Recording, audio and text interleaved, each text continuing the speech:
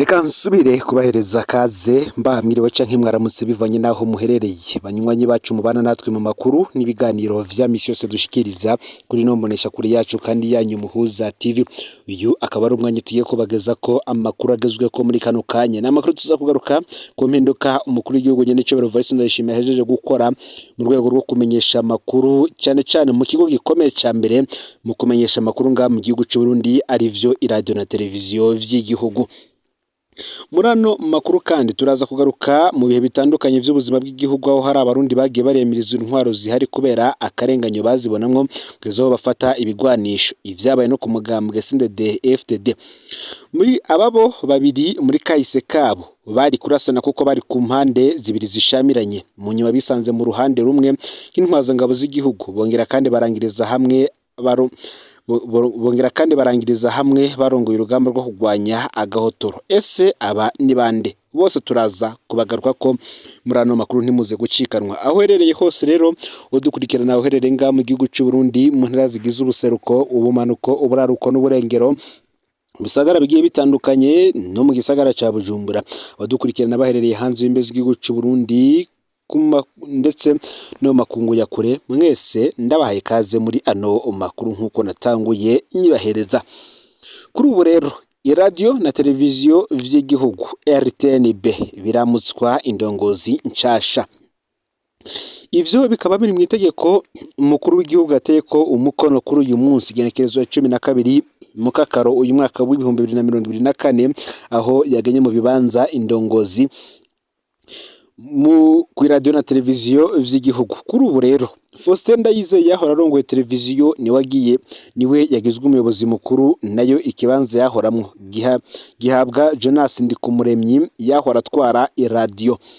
Methode niyo ndiko nawe yaciye agenwa kuba umuyobozi w'iradio wahawe kuraba intwaro n'ubutunzi akaba ari Severe wakarerwa. Ivyo byose bikaba vyategetswe n'umukuru w'igihugu ku tegeko yashize ko umukono kuri uyu munsi. Ni mu gihe kandi nkuko nababwiye naringiye kubageza ko ivyizi ntwaza ngabo zibiri zompi aho mu buzima busanzwe kugira ngo habeho revolution mu gihugu c'u Burundi ndetse no kugira CNDD-FDD ifata ubutegetsi habayeho ingwano vyanazishikanye ku masezerano ya Arusha mwaka wa 2004 mwaka wa 2005 batangura ubutegetsi. Hari intwaza ngabo zibiri tugiye kugaruka ko izo akaba ari General Major Jeremy Ntiranyibagira ndetse na Lieutenant Colonel Edouard Nshimirimana. Aba rero aba bantu bahuriye ku bintu bitatu: kubahoze bagwana mu mpande zishamiranye, kuba mu nyuma barahuriye mu gisirikare cy'u Burundi ari intwaza ngabo, kandi nanone kuba barahavuye barongora urugamba rwo kugwanya gatoro kandi bakarangiriza hamwe. Reka dutangurire kuri Jeremy Ntiranyibagira. Ese na Edouard Nshimirimana ba ni bande? Jeremy Ntiranyibagira yavutse mu mwaka wa 1969 ku mutumba wa Rwintamba muri commune Gishibe wo mu ntara ya Gitega. Yeremiya yarize amashuri gushika mu mwaka wa kabiri muri kaminuza y'u Burundi. Mu mwaka wa 1995 Jeremy Ntiranyibagira yararokotse mu bwicanyi bwabaye muri kaminuza y'u Burundi, inyuma casanga abandi ku rugamba muri CNDD-FDD. Muri uwo muhari yarahawe amabanga akomeye aranaduga mu mapete. Inyuma y'amasezerano yo guhagarika intambara, Jeremy Ntiranyibagira yinjiye mu gisirikare cy'u Burundi nk'intwaza ngabo kuwa mbere 0 umwaka wa 2005. Matricule yiwe mu gisirikare cy'u Burundi ni SS ubusa 1 kuva mu mwaka wa 2005 gushika mu mwaka wa 2006. Jeremy Ntiranyibagira yabaye umukuru w'intara ya kane ya gisirikare, ni ukuvuga ko yatwara igisirikare mu ntara z'uburaruko bw'u Burundi. Kuva mu mwaka wa 2006 gushika mu mwaka wa 2011 Jeremy Ntiranyibagira yarajejwe igisata ca logistique mu biro bikuru vy'igisirikare. Kuva rero ku igenekerezo 11 gushika murantunge kuva mu mwaka wa 2011 gushika mu mwaka wa 2012 yari umuyobozi mukuru ajejwe abakozi mu bushikiranganje bwo kwivuna abansi.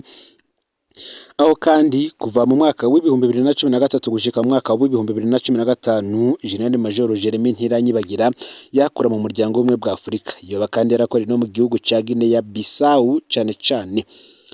aho arangirije amabanga yahisemo kuja kwitegurira urugamba rwo kurwanya intwaro y'agahotora ya Nkurunziza, aho muri Myandagaro umwaka w'ibihumbi 2017 General Major Jeremy Ntiranyibagira yatowe na bagenzi we ngo arongore umuhari FPB. Muri Gitugutu uwo mwaka Generali Ntiranyibagira yafatiwe mu gihugu ca Tanzania aho yari mu rugendo rw'akazi. Kuva ico gihe nta gakuru kiwe, abamuzi bakavuga ko Jeremy Ntiranyibagira yamye arinda cane, akaba n'umuntu adatinya kuvuga iryo agona. Uko yahevye vyose mu mwaka w'igihumbi kimwe amajana icenda mirongo icenda na gatanu akaja ku rugamba rwo guhabuza demokarasi, ni nako mu mwaka w'ibihumbi 2015 yataye ivyubahiro n'umushahara mwiza, ahitamwo gusubira ku rugamba kurwanya intwaro y'agahotoro. Bati inkire ntikira kabiri. Bivugwa ko igihe yicwa intwazangabo muri CNDD FDD, Generali Jeremy Ntiranyibagira yarusimvye ku munota wa nyuma kubera we bamugeze ko ngo bamwice babona burakeye, baca barahagarika. Reka tugaruke kuri Edouard Nshimirimana. Uyu Edouard Nshimirimana nawe yavutse mu mwaka w'igihumbi kimwe amajana icenda mirongo irindwi ku mutumba wa Bugeni muri komine Vyanda ho mu ntara ya Bururi. Yinjiye mu gisirikare cy'u Burundi ku igenekerezo y'icenda Myandagaro mwaka w'igihumbi kimwe amajana icenda mirongo icenda na gatatu. Iruhande y'ivyigwa vya gisirikare, Edouard Nshimirimana yize ubuhinga buhanitse mu bijanye no gutumatumanako amakuru, aranabironkamwo urupapuro rw'umutsindo rwa injiniyeri.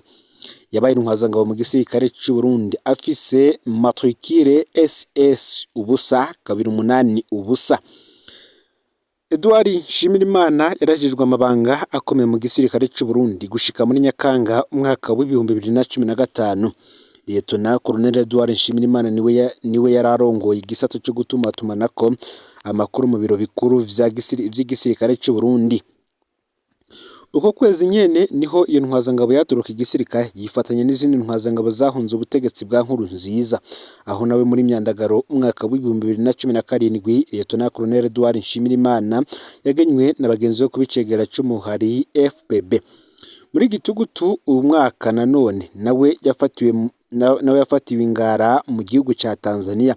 Kuva ubwo nta gakuru kiwe, abamuzi nabo bakavuga ko Lieutenant Colonel Edouard Nshimirimana yari intwazangabo y'intore itigeze itorwa ikosa na rimwe mu myaka yose yamaze mu gisirikare, ariko kandi yababazwa cane n'akarenganyo. Icatumye rero izo ntwazangabo zifata umuheto ngo zigwanye intwaro ya Nkurunziza muracumva mu ijambo Generali Ntiranyibagira yashikirije muri Myandagaro umwaka w'ibihumbi 2017.